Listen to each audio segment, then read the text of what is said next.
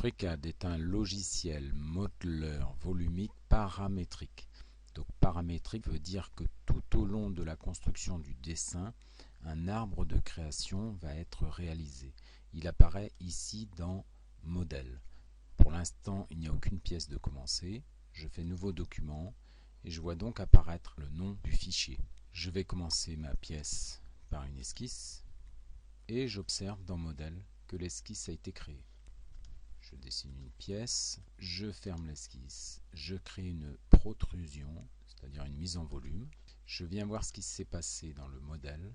Donc mon esquisse est à l'intérieur de mon volume 3D. Si je continue mon dessin, je ferme l'esquisse, je crée une mise en volume, voilà la pièce.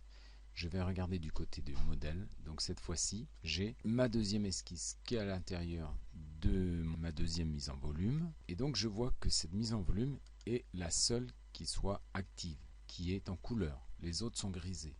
Donc ça veut dire que celle-ci contient la forme qui a été faite en premier, et bien sûr sa propre esquisse. Donc voilà le principe de construction. Observons maintenant une pièce terminée un petit peu plus complexe. Cette pièce, au moment de l'enregistrer, je lui ai donné un nom, que ça vient s'inscrire tout au début de l'arbre de création. Ensuite, je vois mes différents éléments 3D qui apparaissent.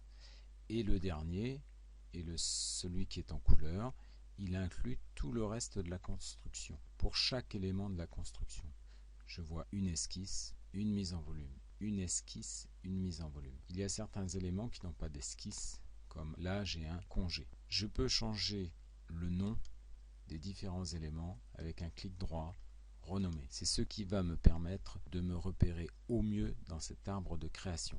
Observons pour terminer un dessin complexe. Si on regarde dans l'arbre de création, on voit que les éléments sont nombreux. Si on n'arrange pas cet arbre de création avec des dossiers comme il a été fait là, des dossiers nommés, ça devient vite très complexe. Pour créer des dossiers, on vient sur le nom du fichier, là c'est Roboin, je fais un clic droit, créer un groupe. Donc je peux le renommer en imaginant que je veux dessiner un terrain, je crée le groupe terrain, ce qui me permettra d'y voir beaucoup plus clair.